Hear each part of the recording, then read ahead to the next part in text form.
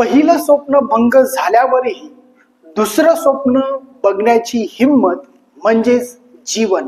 मित्रांनो नमस्कार, मी ॲडव्होकेट गोकुळ कदम पुणे येथून आपले स्वागत करतो. ग्रामपंचायत निवडणुकीचा जर विचार केला तर नागरिकांच्या मागासवर्ग व भटक्या जाती व विमुक्त जातींचा समावेश होतो. नागरिकांच्या मागासवर्गातील व त्या प्रवर्गातील व्यक्तींसाठी पंचायतीमध्ये जेवढ्या जागा असतात त्यातील 27% जागा ह्या राखीव असतात. अशा राखीव जागा ह्या पंचायतीमधील वेगवेगळ्या वार्डामध्ये आळीपाळीने नेमून देण्यात येत असतात.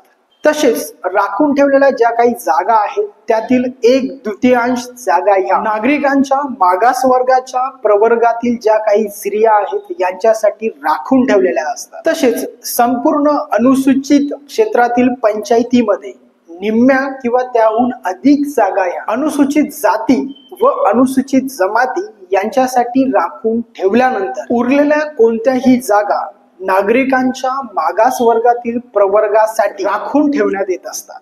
त्याचप्रमाणे ग्रामपंचायतीसाठी घेण्यात येणाऱ्या सार्वत्रिक निवडणुकीमध्ये प्रत्येक पंचायतीमध्ये थेट निवडणुकीद्वारे भरावयाच्या एकूण जागेपैकी अनुसूचित जाती व जमातींच्या स्त्रियांसाठी राखून ठेवलेल्या जागा आणि नागरिकांच्या मागासवर्गांच्या प्रवर्गातील स्त्रियांसाठी राखून ठेवलेल्या जागा धरून 1/2 जागा ह्या स्त्रियांसाठी राखीव असतात. अशा जागा राखून ठेवण्याची रीत व क्रम राज्य निवडणूक आयोग किंवा त्यांनी प्राधिकृत केलेला जो कोणी अधिकारी असेल तो ते प्रत्येक ग्रामपंचायतीसाठी निश्चित करेल आणि तशी अधिसूचनाद्वारे प्रसिद्ध करेल.